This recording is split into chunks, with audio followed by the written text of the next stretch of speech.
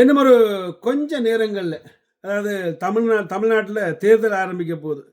அதுக்கு பிறகு தமிழ்நாட்டு மக்கள் பழைய கதவ தொறக்க போறார்களா? அதாவது பழைய ரூமுக்கெல்லாம் போறார்களா? அல்ல புதிய ரூம்களுக்கு புதிய கதவுகள தொறந்து, அந்த தமிழ்நாட்ட வேற வழியில கொண்டு போறார்களா என்றுதான் ஒரு விடயம். உண்மைய சொல்லப்போனா பலர் துட்டாக்காக, நோட்டாக்காக நீங்க இப்ப வாக்கு செலுத்தவும் தயாராக உள்ளீர்கள்.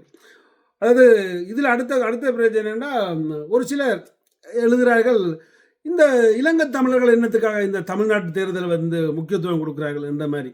என்னத்துக்கு இலங்கை தமிழர்கள் அங்கே யாழ்ப்பாணத்தில் சீமானுக்கு கட் அவுட் வைக்கிறார்கள். ஸோ சீமான் அங்கே வந்து ஆள போகிறாரு இல்லையே என்ற மாதிரியான கருத்துக்களை வைக்கின்றார்கள். அதாவது தமிழ்நாட்டு தமிழர்கள் நீங்கள் சிந்திக்கிறது சரியான விடயம். ஒரு சிலர் அங்கேருந்து வேறு வேறு மாநிலத்திலிருந்து தமிழ்நாட்டில் இருக்கிறவர்கள் அவர்கள் எப்படியாவது தமிழ் தேசியம் என்றது அவர்களுக்கு இருக்கப்படாது.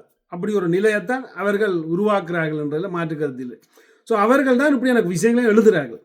அதாவது எங்களை பொறுத்தவரையில் அண்ணன் சீமான் வண்டா என்ன எங்களுக்குமே நான் முதலே சொன்ன மாதிரி பெட்டியளவில் ஒன்றும் இருக்காட்டி ஏதோ ஒரு சின்ன ஒரு பலம் இருக்கும். நாளைக்கு எப்படி தலைவர் போய் எம்ஜிஆரை சந்தித்து ஒரு கொஞ்சம் பணத்தை வாங்கி வந்து யுத்தத்தை ஆரம்பித்தாரோ அதே மாதிரி நாங்கள் யுத்தத்தை ஆரம்பிக்கல, கொஞ்சம் பிரச்சனை என்றைக்கா அதில் போய் நாங்கள் கதைச்சி ஒரு சின்ன ஒரு தீர்வு கிடைக்கும் என்ற ஒரு நம்பிக்கை. அந்த நம்பிக்கைக்காக தான் நாங்கள் பாடுபடுற வழியே, மற்றபடி ஒன்றுமே இல்லை. தமிழ்நாட்டு மக்களே, கடைசி நேரம் ஓடிக்கொண்டிருக்குது. முடிஞ்சால் இன்றைக்கு நீங்கள் போட போகிற உங்களோட விரல் அமர்த்த போகிற அந்த கட்டை, அந்த விவசாயி கட்டை, அந்த கட்டையை நீங்கள் அமர்த்தினீங்களா இருந்தால் மட்டும்தான் கொஞ்சமாவது தமிழ் உணர்வோடு இருக்கிறீங்கன்ற அர்த்தம். பணத்தை வாங்குங்க. ஆனால் அங்கே கட்டி அமர்த்தேக்கல, அங்கே அதை மட்டும் நீங்கள் ஏமாற்ற பாருங்கள். ஏன்னா இவர்கள் எவ்வளோ ஏமாற்றி உங்கள்கிட்ட போய் காட்டிப்பட்டாங்க.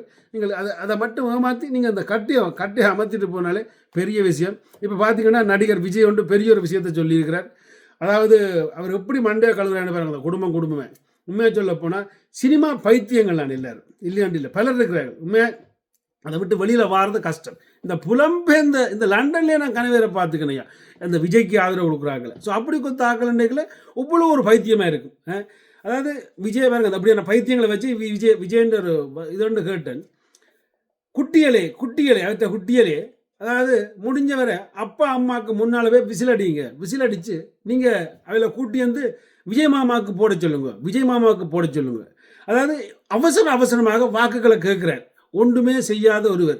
அதாவது பலர் 10 வருஷமாக 20 வருஷமாக மினக்கிறார்கள். ஆனால் இவர் ஒன்றுமே செய்யலை.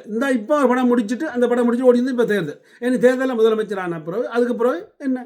ஸோ அடுத்த வாழ்க்கை. ஸோ இது நான் வேண்டாம்னு சொல்லலை.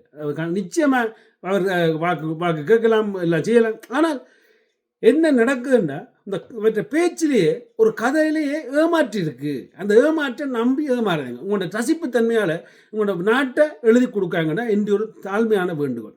அதாவது அவர் சொல்கிற பேச்சில் நீங்கள் சரியான பேச்சுகளை கேட்டிங்கன்னா, அவர் எத்தனை கண்பற்றுறார் இந்த பேசைகள்னா பொய் சொல்கிறார். அவர் பொய் சொல்கிறார் பல விடயங்கள் நீங்கள் கவனிக்கலாம். அவருடைய கையசைவு, எங்கே சொருகிறார், எங்கே செய்கிறார், கதை கேட்க எந்த பக்கம் திரும்புகிறார், கீழே குனிகிறார், அப்படியெல்லாம் நீங்கள் ரசித்து பார்த்தீங்கன்னா இதை பாருங்கள். ரசித்து இவர் என்ன இந்த கதைக்கிற மேடையில் என்ன கதைக்கிறார். ஆனால் நீங்கள் எங்கே அதை பார்க்க விடுறீங்க?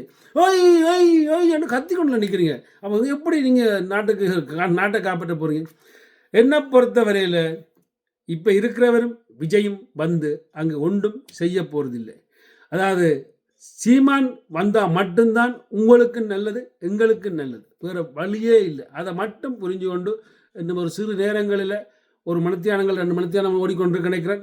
அதுக்குள்ள சிறந்த ஒரு வாக்கு செலுத்தி மக்களுக்கு, அதாவது ஈழத்தமிழருக்கும் சந்தோஷத்தை கொடுத்து தமிழ்நாட்டு மக்களுக்கும் சந்தோஷத்தை கொடுப்பீங்கன்னு நம்பிக்கொண்டு விடப்பெறுகிறேன்.